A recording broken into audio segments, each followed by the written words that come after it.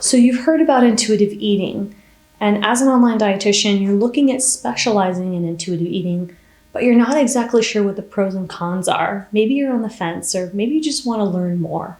In today's video, I'm going to break this down for you step by step so you'll feel more confident building your business as a dietitian. Now, intuitive eating WebMD says that intuitive eating is simple, and it means that you make peace with the foods. You make peace with all types of foods. Unlike traditional diets that restrict or ban certain foods, intuitive eating requires you to stop looking at foods as good or bad and start listening to your body and eat what feels right for you. Now, there's a lot more to say about intuitive eating, and I have another video I'll link above to show you popular dietitians in the intuitive eating space. But I want to go into depth about the pros and cons of what this means for you as a dietitian in the online space. Intuitive eating is controversial. There's a few different camps.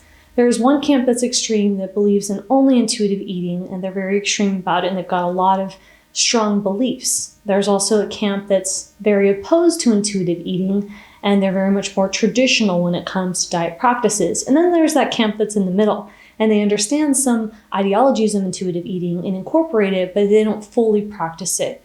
Wherever you fit or fall into the spectrum is up to you, but I do think doing your due diligence and learning about intuitive eating, reading research studies, paying attention to trends in the market are going to help you get more familiar as a dietitian with what's going on in our space in dietetics, so you can form your own opinions. Let's talk about the benefits or the pros of specializing in intuitive eating. There are so many people, I don't have the stats, let's go ahead with millions and millions of people who struggle with traditional diet. People are looking for guidance on how to develop a healthy relationship with themselves so that they can overcome the trauma that they've had about dieting. Now, one aspect that I like is empowering clients. Because of the focus on self-care, self-respect, and listening to internal cues, you can help empower your clients to trust themselves and make decisions for themselves.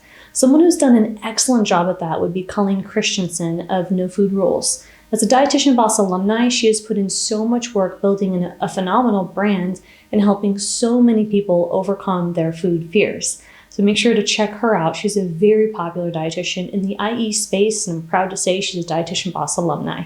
Another pro of specializing in intuitive eating would be building long-term relationships.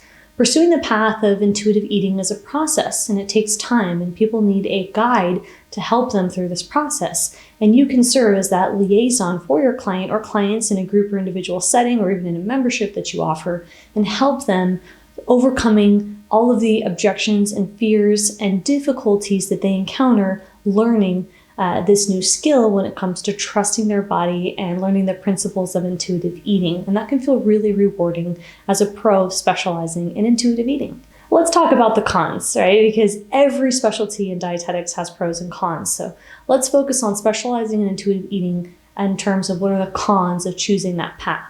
So the first thing is pretty obvious. There's limited market reach. That's simply because although it's gaining popularity, there are so many people that don't know what this means. That's why I tell all our clients, if they want to pursue intuitive eating, to make sure they understand their ideal client. They've documented this fictitious person, and they talk to people in the intuitive eating space, get a sense of who they want to serve, and learn what words resonate with that population.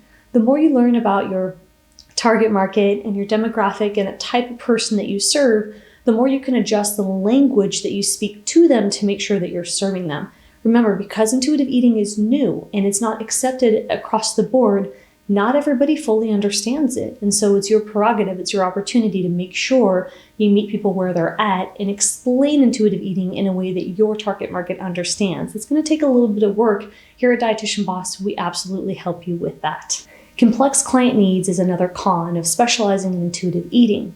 You're addressing deep-rooted emotional and psychological issues that interfere or that have to do with this person's healing journey. So they might need an interdisciplinary team, including therapy. In fact, there might be clients that come to you and you might not be the first person or the person at that point that they need to work with. They might need to see a therapist at the same time or even before you. And maybe not a therapist, but maybe another person in the interdisciplinary team. So because of these complex needs, you need to enter with caution and awareness about what serves the client best for where they're at in their stage of the journey.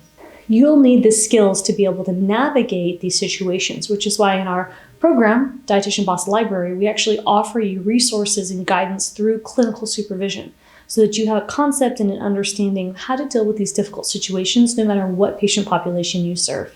Finally, another con, although this is true for every specialty, would be ongoing research. Now, this is especially true for intuitive eating because it's such a new topic and because it's not as established or known or accepted in the market.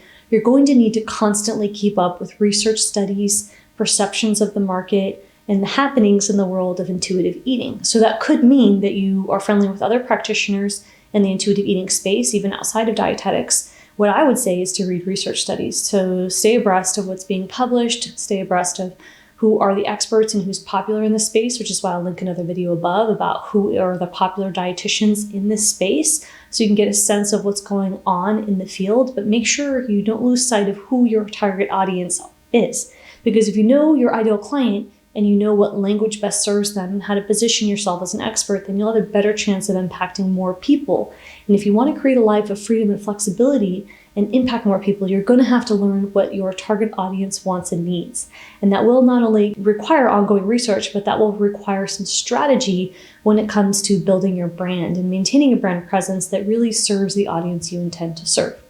If you like this video, I want you to check out this next video on screen, and don't forget to watch the video about the popular dietitians in the space of IE so you can get inspired.